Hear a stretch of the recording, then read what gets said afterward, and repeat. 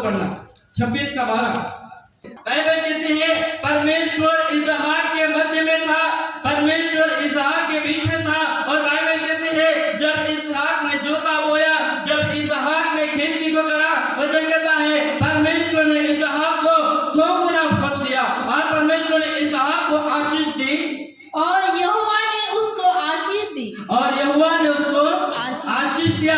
परमेश्वर क्यों हमारे मध्य में रहना चाहता है? आशीष देने के लिए मेरे प्रिय।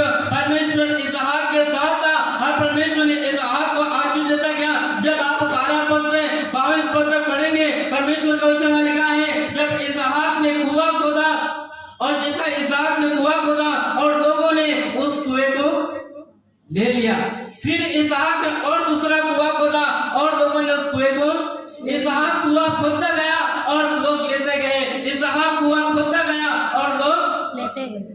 इसहाक ने कहा ले लो, कोई बात नहीं, क्योंकि मेरे हिस्से में परमेश्वर आया है। हालेलुया।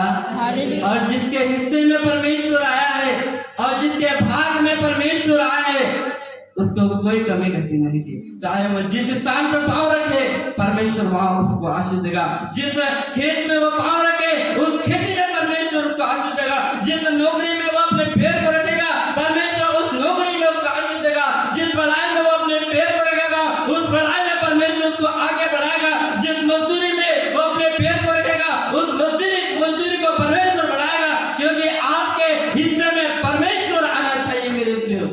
और जिसके हिस्से में परमेश्वर नहीं है, जिसके हिस्से में भाग नहीं है, उसके जीवन में आशीष भी नहीं। हम लोगों से लड़ाई करते हैं ना, तूने मेरे ये ले लिया है ना, तूने मेरा वो लिया। इसहाक ने कभी भी लोगों से लड़ाई नहीं करा। इसहाक ने कहा तुम लेते जाओ, तुम लेते जाओ, क्योंकि मेरे हिस्से में परमेश्वर आया है।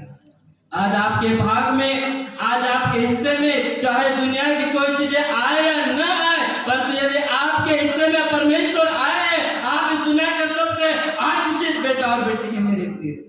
आज प्रभु से कहें प्रभु मेरे हिस्से में तू आ।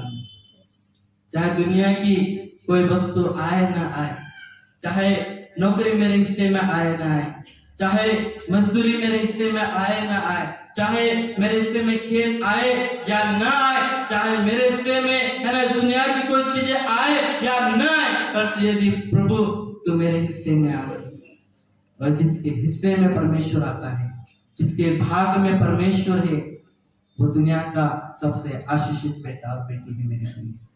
इसलिए वचन कहता है क्यों परमेश्वर हमारे मध्य में रहना चाहता है, आशीष देने के लिए।